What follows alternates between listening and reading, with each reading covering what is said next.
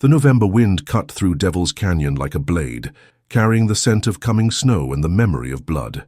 Sarah McKenzie knelt beside the cold stone that marked her husband's grave, her calloused fingers tracing the crude letters she'd carved herself. Thomas McKenzie died defending what was his. 1867. 6 months. 6 months since the Comanche had swept down from the limestone cliffs like thunder, their war cries echoing off the canyon walls. 6 months since Thomas had pushed her behind the water barrel and told her to stay down, his voice steady, even as the arrows began to fly. 6 months since she'd watched him fall, his blood mixing with the red dirt of their dreams. The other families had packed up and left within a week. The Hendersons, the Pratts, even old Dutch Muller, who'd sworn he'd die before he'd let the Indians run him off. But Sarah remained, stubborn as the mesquite that clung to the canyon walls.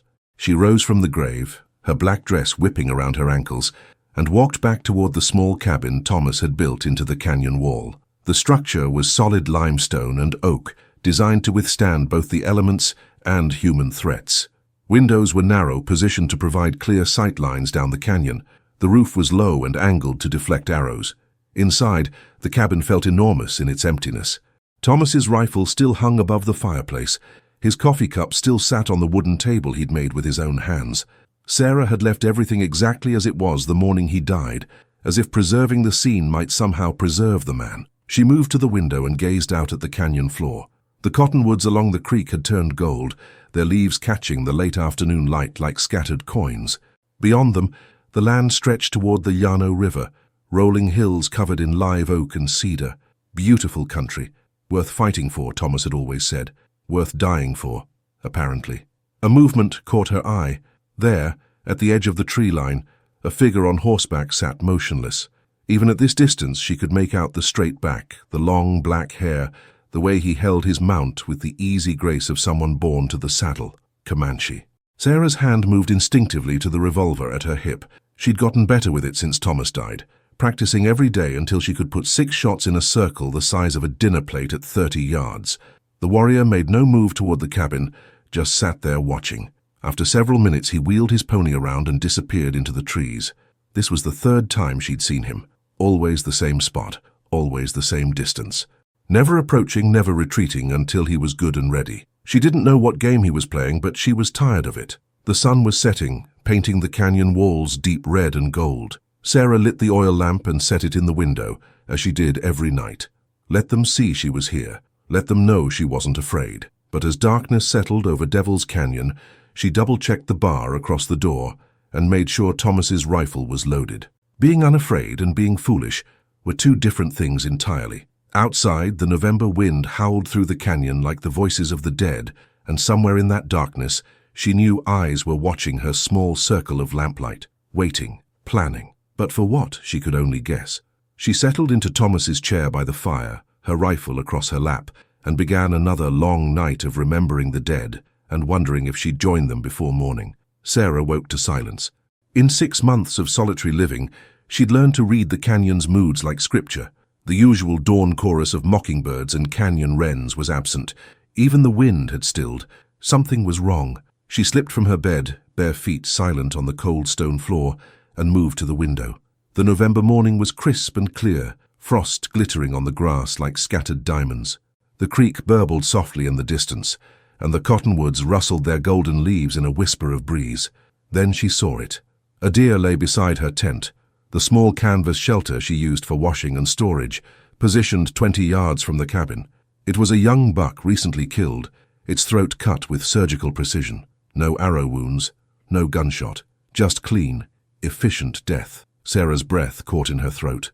She grabbed Thomas's rifle and checked the load, then slowly opened the cabin door. The morning air bit at her face as she stepped outside, weapon ready, eyes scanning the canyon rim for movement. Nothing. She approached the deer cautiously, her boots crunching on the frosted grass. The animal was still warm, killed within the last hour. The cut was professional, the work of someone who'd been hunting since childhood. Blood had pooled beneath the carcass, but not much. Most had been drained elsewhere. This was no accident. No Comanche hunter had simply lost his kill. This was deliberate. A message. But what kind? Sarah had heard stories from other settlers about Indian customs she didn't understand. Some tribes left offerings to appease spirits, others marked territory with totems, but she'd never heard of Comanche leaving fresh meat for their enemies. She circled the deer, rifle ready, but found no tracks in the hard-packed earth. Whoever had done this moved like a ghost. As she completed her circuit, something else caught her eye, a small depression in the dirt near the deer's head. She knelt and examined it closely, a hoofprint, barely visible, made by an unshod pony. Her mysterious watcher had been here. While she slept, he'd approached to within 20 yards of her cabin, close enough to hear her breathing through the thin walls. The thought made her skin crawl and her finger tighten on the rifle trigger. But why leave meat? If he wanted her dead, he'd had the perfect opportunity. Sarah had learned enough about Comanche warfare to know they could move through the night like smoke when they chose to. He could have killed her a dozen times over in the past weeks. The sun climbed higher, burning off the frost and warming the canyon floor. Sarah made her decision. Wasting fresh meat was a sin her practical upbringing couldn't tolerate, regardless of its source. She dragged the deer back to her butchering area behind the cabin and set to work with Thomas's skinning knife. The work was familiar, almost meditative. Thomas had taught her to field dress game during their first winter together, his big hands guiding hers as he showed her the proper cuts, the clean way to separate hide from meat. "Waste nothing," he'd said. "Out here, everything has value." As she worked, Sarah found herself thinking about the warrior who'd left this gift. For that's what it was. She was certain now. Not a threat or a taunt, but an offering. The question was why. By midday, she had the deer butchered and the meat hanging in her smokehouse.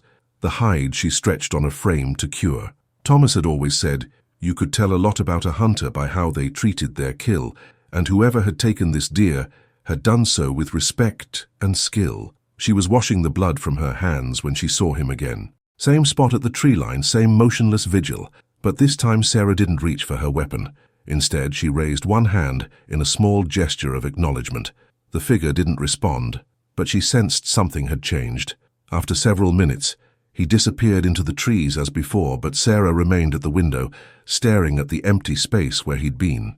That night, as she cooked venison steaks over her fire, Sarah found herself looking toward the canyon rim more often than usual. The meat was tender and well-flavored, and she ate better than she had in weeks. When she was finished, she set a portion aside on a tin plate and placed it outside her door. If he was going to play games with gifts, she could play too. The plate was gone by morning. Running Wolf sat motionless on the limestone outcropping above Devil's Canyon, watching the white woman tend her small garden. 3 weeks had passed since he'd first left meat by her dwelling, and their strange ritual had evolved into something he couldn't name in either Comanche or the white man's tongue. Every few days he left game, rabbits, another deer, once a fat turkey he'd taken with a silent arrow. She always accepted it, always left something in return, biscuits, dried fruit. Once a small jar of honey that tasted like captured sunlight. The other warriors in his band would call him mad if they knew. His own conscience whispered the same, but he couldn't stop watching her. She moved with economy and purpose, every gesture deliberate. When she worked her garden, pulling the last stubborn turnips before winter's full arrival, her movements reminded him of his grandmother preparing medicine plants, respectful, knowing, connected to the earth in a way that transcended the color of skin. The white woman, Sarah, he'd heard her husband call her in those final moments, was unlike the other settlers he'd encountered. She didn't flee at the first sign of danger. She didn't cower or weep. She endured with the quiet strength of a mountain oak, bending but never breaking. He knew she was aware of him now. Sometimes she would look directly at his hiding places, though he doubted she could see him clearly at such distance. Yesterday she had waved. A small gesture, barely a movement of her hand, but it had stirred something in his chest that made him uncomfortable. Running Wolf had been present at the raid that killed her husband. He remembered Thomas McKenzie, a big man with kind eyes who had fought bravely but hopelessly against overwhelming odds. There had been no pleasure in his death, only necessity. The whites were pushing deeper into Comanche hunting grounds, building their wooden houses and fences, driving away the buffalo with their cattle and plows. But this woman, she had stayed. Alone in a place that would challenge the survival skills of seasoned warriors, she had not only endured but maintained her dignity. That commanded respect, even from an enemy. Below in the canyon, Sarah straightened from her garden and shaded her eyes, looking up toward the rim. She couldn't see him, he was certain of that, but she seemed to be looking directly at him nonetheless. "I know you're there," she called out, her voice carrying clearly in the still air. "I don't know what you want, but hiding up there like a turkey buzzard isn't getting either of us anywhere." Running Wolf felt a smile tug at the corners of his mouth. The white woman had spirit.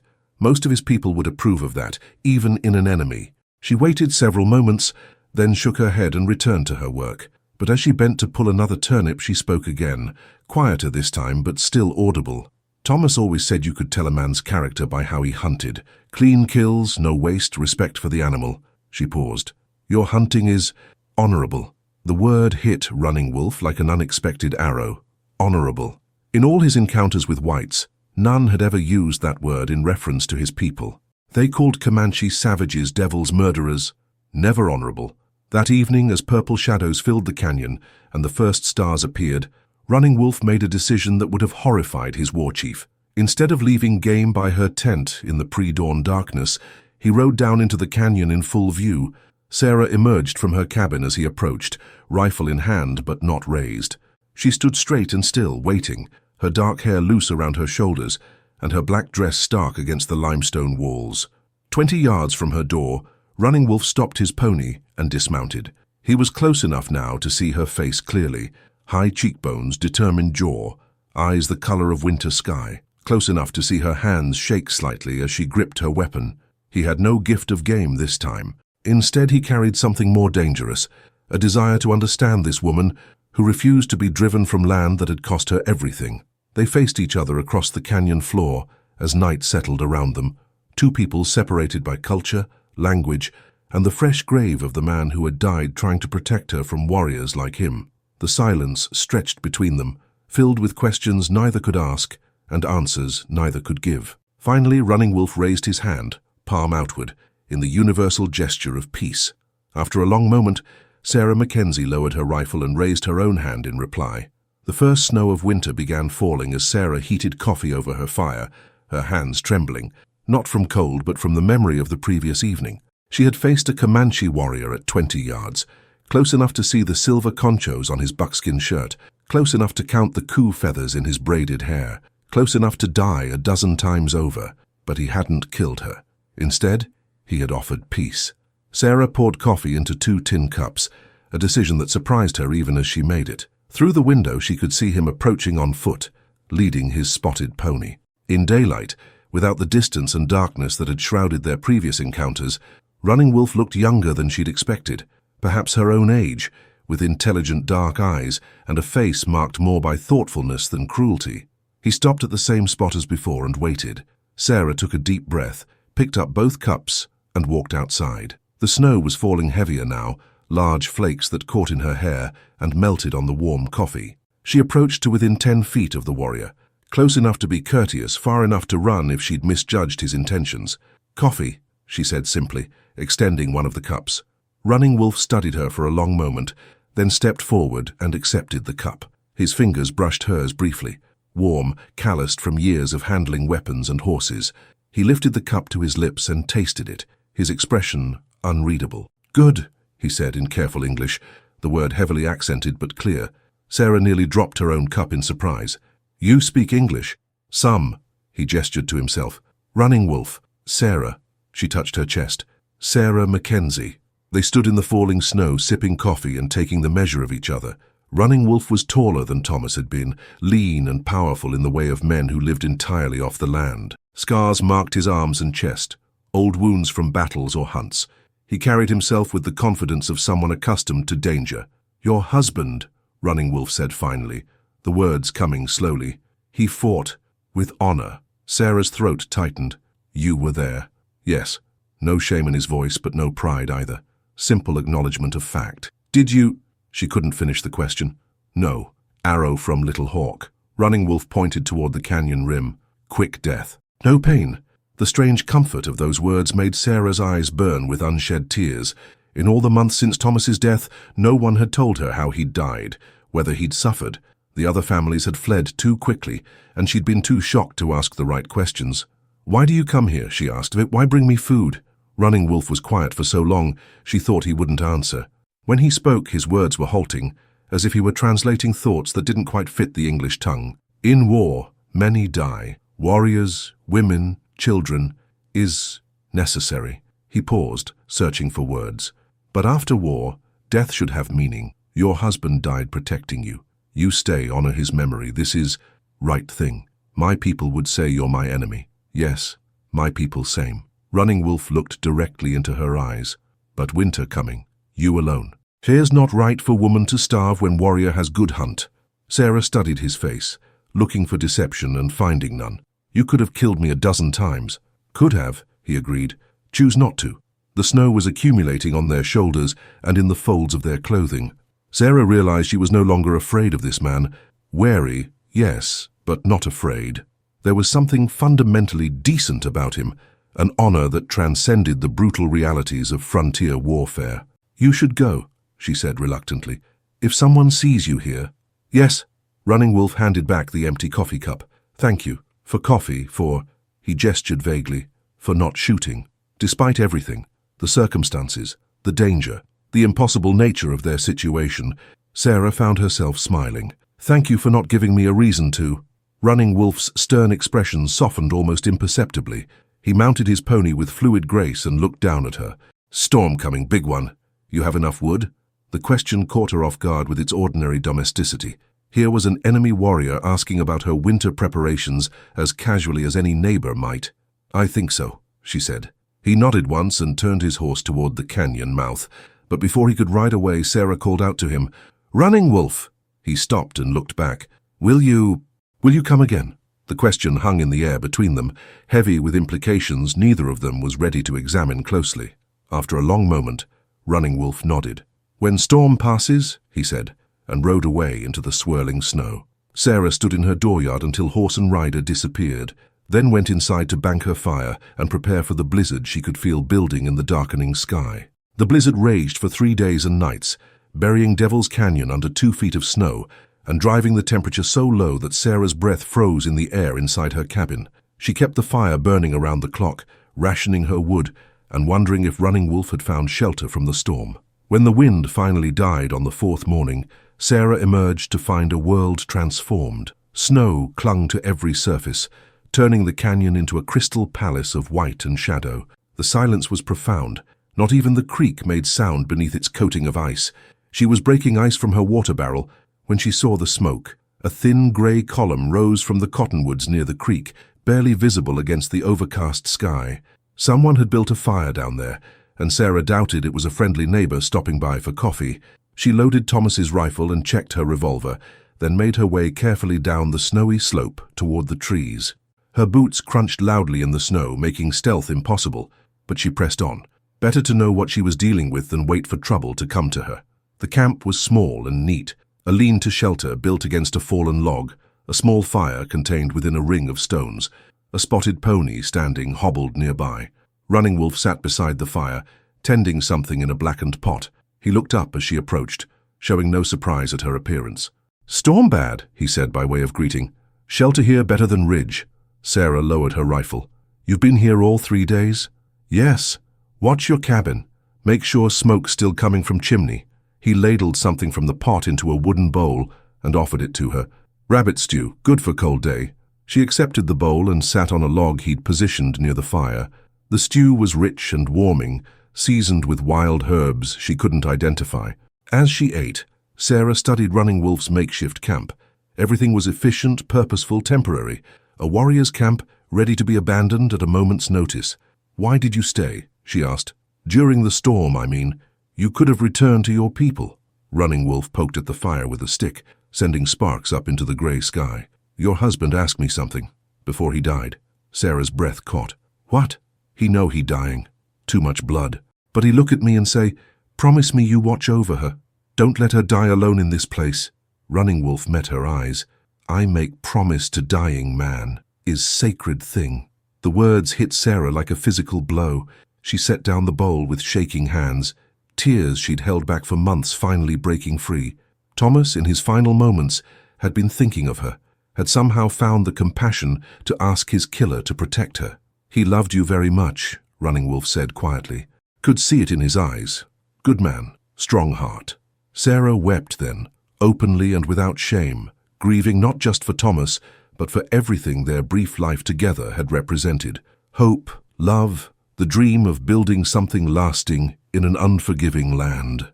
Running Wolf sat silently, occasionally adding wood to the fire, letting her mourn without interference or judgment. When her tears finally subsided, Sarah found herself looking at this warrior, her enemy, with new understanding. "That promise, it could get you killed, your own people." "Yes," he said simply.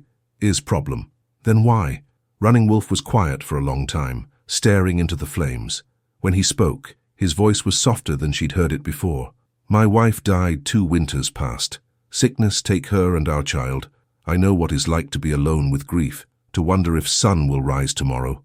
He looked at her, some pain too big to carry alone. They sat in comfortable silence as the fire burned lower and the short winter day began to fade. Sarah understood now that their strange friendship had been built on shared loss, mutual respect, and the simple human need for connection in a hostile world. But she also understood its impossibility. "They'll come looking for you eventually," she said. "Your war band." "Yes, soon maybe." "And when they do?" Running Wolf stood and began packing his few belongings with quick, practiced movements. Then Running Wolf promised a dying man, even if it cost everything. As he saddled his pony, Sarah felt a profound sadness settle over her. This might be the last time they spoke as friends. The next encounter could well be across the barrel of a rifle, with his warband behind him, and her standing alone in defense of land that had already cost so much. "Sarah McKenzie," he said, swinging onto his horse. "You are a woman of much courage. Your husband chose well." "Running Wolf," she replied. Thomas couldn't have asked his promise of a better man. He touched his hand to his heart, in what she recognized as a gesture of respect, then rode away through the snow-covered canyon. Sarah watched until he disappeared around a bend in the creek, then made her way back up the slope to her empty cabin. That night, she sat by her fire and thought about promises, honor, and the strange paths that could lead enemies to become something approaching friends. Outside, the wind began to rise again, and somewhere in the darkness, she knew other Comanche warriors were riding through the snow, following tracks that would eventually lead them to Devil's Canyon. The brief peace was ending. Soon the price of understanding would come due, and Sarah McKenzie would discover what Thomas's final request had truly cost them all.